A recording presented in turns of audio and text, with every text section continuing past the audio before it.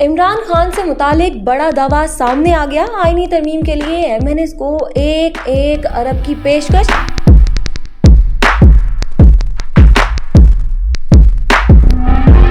عمران ریاض اندر کی خبر لے آئے۔ صحافی عمران ریاض کے مطابق حکومت اور تحریک انصاف میں کبھی کشیدگی بڑھ جاتی ہے اور کبھی کم ہو جاتی ہے۔ پشتون قومی جرگے کے معاملے پر وزیر اعلیٰ علی امین گنڈاپور نے وفاقی حکومت کی بہت مدد کی، لیکن پھر بھی اس مدد کے بدلے ان کی پاکستان تحریک انصاف کے چیئرمین عمران خان سے ملاقات نہ کرائی گئی۔ بانی PTI کی بہنیں غیر قانونی طور پر جیل میں بند ہیں۔ عمران خان کی بہنیں سیاست میں نہیں، لیکن اس کے باوجود انہیں سیاسی انتقام کا نشانہ بنایا جا رہا ہے۔ جب عمران خان اقتدار میں تھے تو وہ سیاسی منظرنامے پر دور دور تک کہیں نظر نہیں آتی تھی، لیکن جب عمران خان پابند سلاسل ہوئے تو وہ اپنے بھائی کی مدد کے لیے سڑکوں پر نکلی اور یہی ان کا قصور ہے۔ صرف بھائی کی رہائی کی آواز اٹھانے پر انہیں گرفتار کرنا ناانصافی ہے۔ عام آدمی یہ اوچھے ہٹکندے برداشت نہیں کر سکتا، تو عمران خان کے لیے یہ معاملہ تو ریڈ لائن ہے۔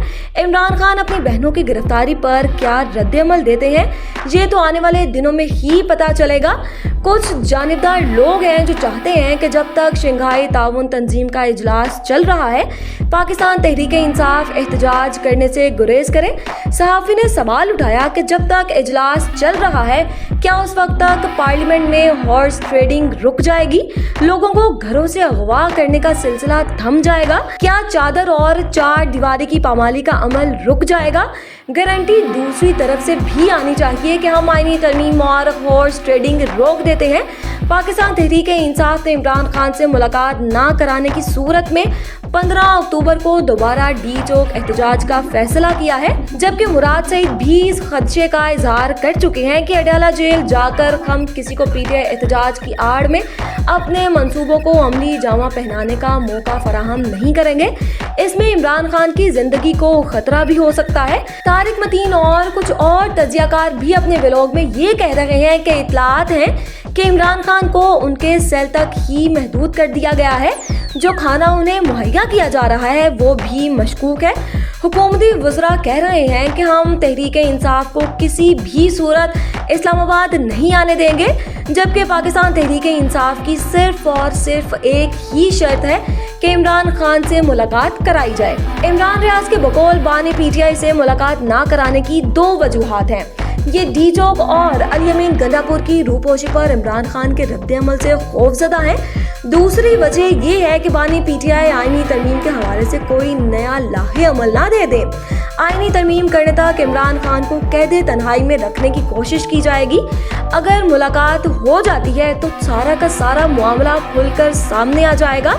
آئینی ترمیم کے لیے ہارس ٹریڈنگ کا بازار اس وقت گرم ہے۔ ہارس ٹریڈنگ کی منڈی اتنی عروج پر ہے کہ MNA ملک شفقت عوان نے دعویٰ کیا ہے کہ انہیں 70 کروڑ کی پیشکش کی گئی ہے۔ انہوں نے یہ بھی دعویٰ کیا ہے کہ ہمارے دوسرے ساتھیوں کو 1 ارب کی بھی پیشکش کی گئی ہے۔ مبینہ طور پر بااثر لوگوں کے ذریعے MNS کو خریدنے کی کوشش کی جا رہی ہے، لیکن وہ پھر بھی بک نہیں رہے، کیونکہ انہیں پتا ہے کہ اگر وہ بک گئے تو وہ لنگڑا گھوڑا بن جائیں گے جو کسی اور دوسری ریس میں بھاگنے لائق نہیں رہے گا۔ سیاست اور عزت دونوں ہی گوا بیٹھے گا۔